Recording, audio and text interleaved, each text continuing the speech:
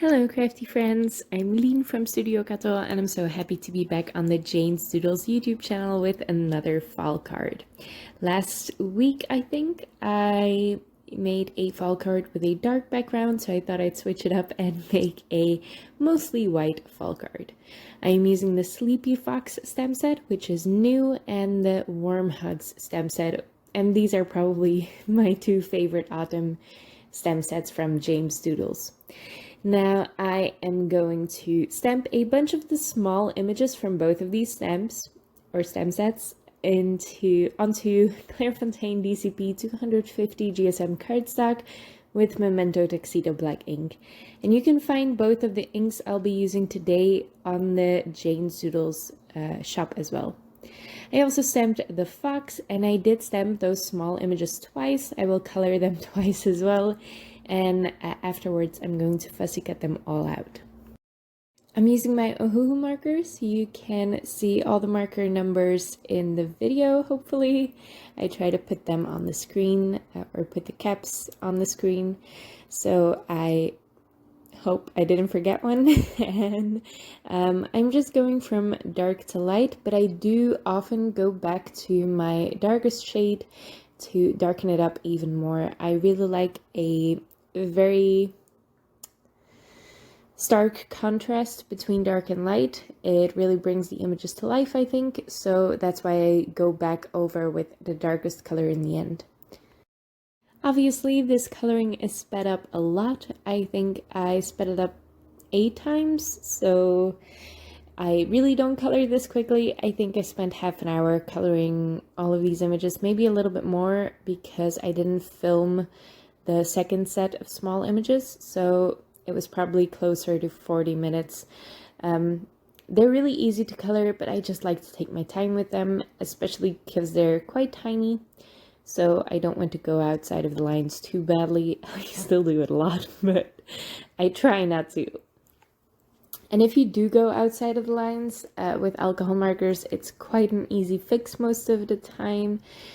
Just take your colorless blender and push the color back.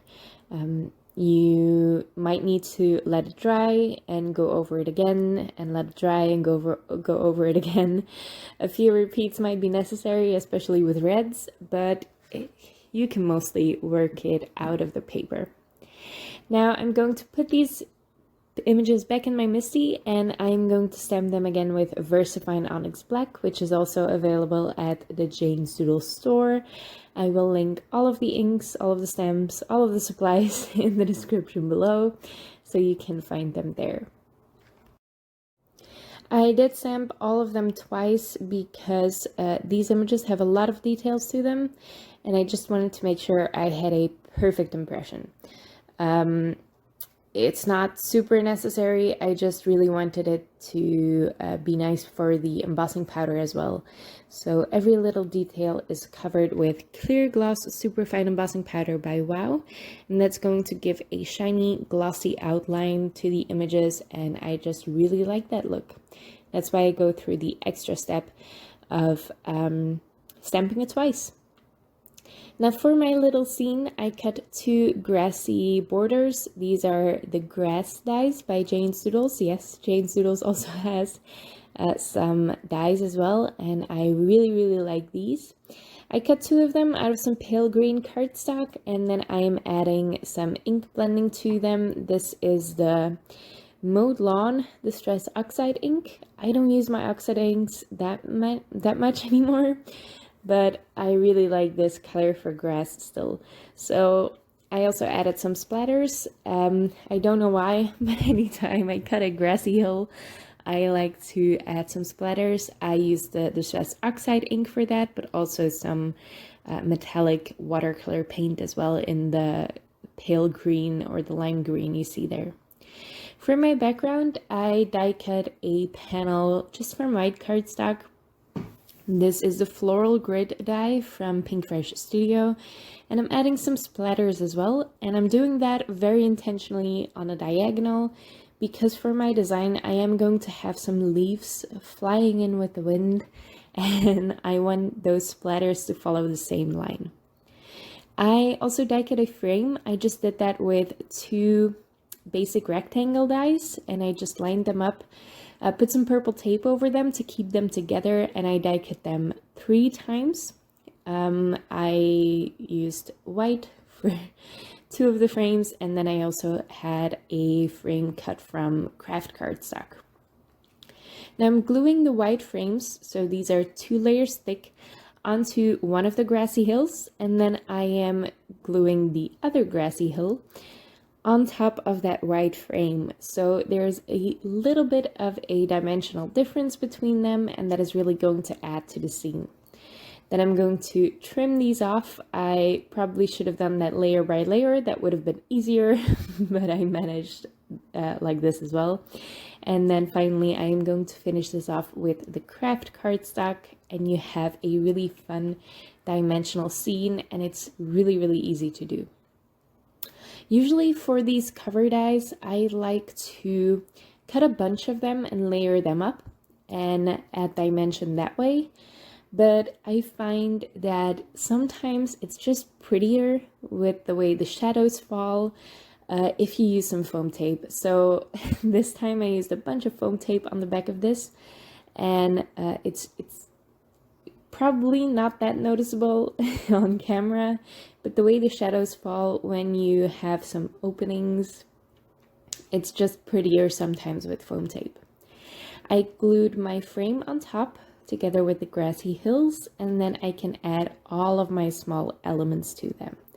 Now I love a scene like this, which is framed, but you can add elements that go a little bit outside of the frame, and that adds a bunch of movement to the card.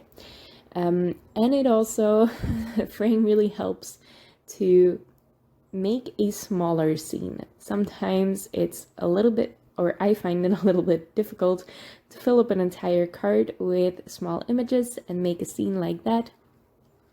It's just a lot of effort sometimes, and I find it easier to fill up a smaller area with a frame and then go outside the frame a little bit.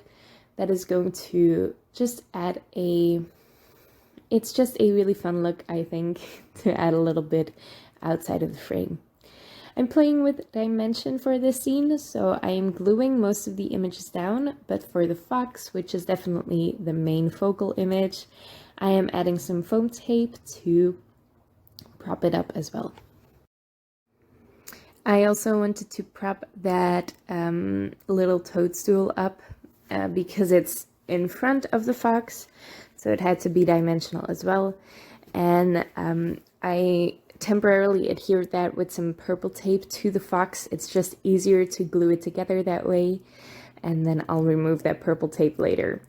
I also propped that one tiny toadstool up on some foam tape as well, and all of the other elements are just glued down. I'm using Barely Art Precision Craft glue for this, but for my gems, which took ages to arrange, mostly because I changed the color of the gems about 5 times, so I cut that part out. But I used Nuvo Deluxe adhesive for the gems because it's a lot better to adhere slick surfaces to paper. So I really like using 2 glues, one for each purpose, but if you have to choose one, I'd probably go with the Nuvo Deluxe adhesive. I hope you liked the video. I really like how this card turned out. I'm very happy with it. I love fall, I love foxes, so I had this card in mind for a while, but there were quite a few elements to fussy cut out, so it took me a while to make it. I hope you like it. Thank you so much for watching, and I hope to see you next time.